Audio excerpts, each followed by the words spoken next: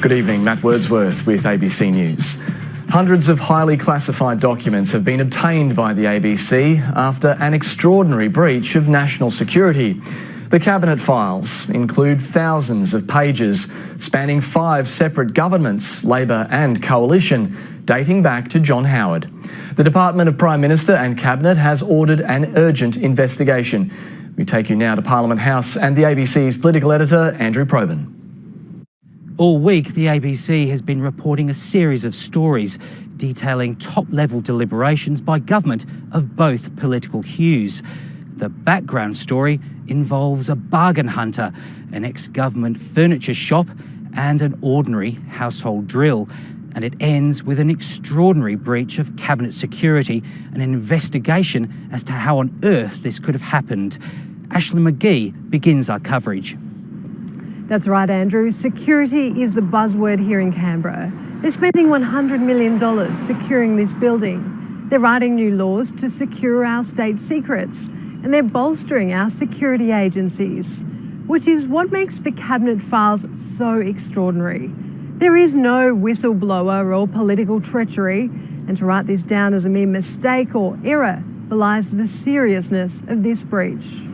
The story starts at an ex-government sale in Canberra, where a person bought 2 filing cabinets cheaply because they were heavy and locked, and no one could find the keys.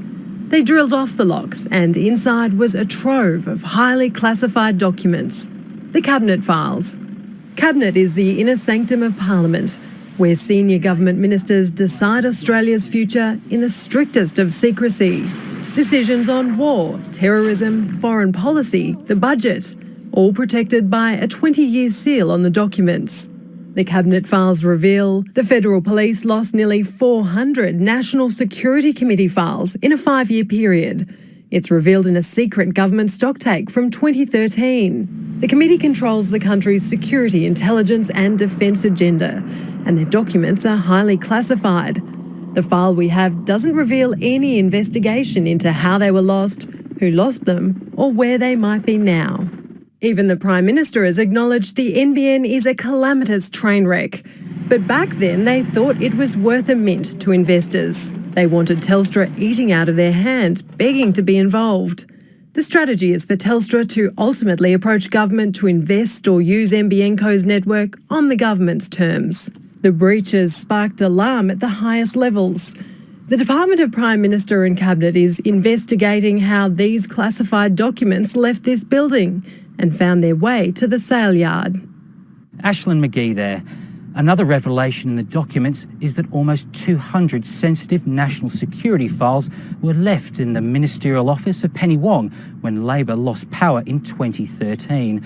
As National Affairs correspondent Greg Jennett explains, those files were kept secure, but a list of the files shows the defence and security issues that the Labor cabinet was grappling with.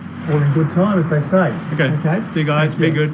Out with the Labor government, in with the coalition. 6 years and 3 Labor prime ministerships ended abruptly in September 2013. Parliament's ministerial offices were purged to the strains of document shredders.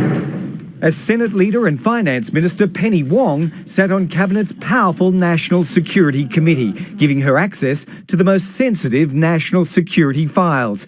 The Cabinet sold in Canberra reveal 195 of them had been left in the Senator's office at the change of government. None went missing, all were removed and destroyed. But the list of file names alone gives an insight into the inner workings of the NSC in the Labor years. Asylum seekers were arriving in record numbers. Planning was underway for a new fleet of submarines and heavy going in the Afghanistan war. Classified secret and Osteo, Cabinet was working on approval for special forces to operate beyond their Uruzgan province. It was planning to defend the United Arab Emirates against any Iranian hostilities, and with heavy classification, grappling with the national security implications of legal action brought by former Guantanamo Bay detainee Mamdouh Habib.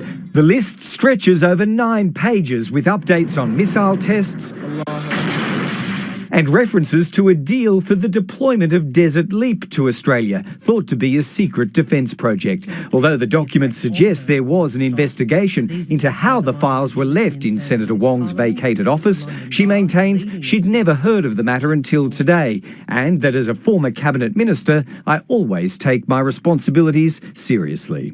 Spreading classified information's already a serious crime, but by sheer coincidence, today's stories emerge as the current government seeks even harsher penalties, including up to 20 years jail for anyone spreading secrets deemed to be harmful to the nation's interests.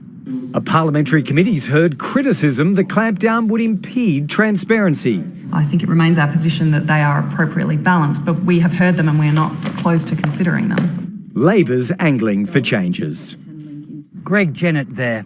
Now, joining me is Ashlyn McGee. She's been at the centre of the ABC's reporting of the Cabinet files. Now, Ashlyn, what concerns have been raised about this breach? Look, Andrew, I think it's fair to say that our national security agencies are extremely concerned. They work very hard to produce these documents, these types of files that are top secret, that are classified, and that's because they're producing them for government. They're to inform government with the most accurate and up-to-date information, and often that information has to be kept secret. So the very fact that this information is now out in the public is obviously of some concern to them. Now, this breach comes as Parliament is looking at tightening espionage laws. Under such laws, how would such documents be handled? Look, that's the question that everyone is looking at right now, because at this stage, we simply don't know. Under these new laws, it looks like handling documents like this or files like this may be a breach of the law. The question also is whether as journalists and as a media organisation, we would be breaching the law. And at the moment, the answers we're getting on that is that it's simply a grey area. No one seems to know at this stage whether this type of reporting could happen under these new laws. Thanks, Ashlyn. And if you want to see the documents for yourself, go to the ABC's website. For the time being, that's it from Parliament House.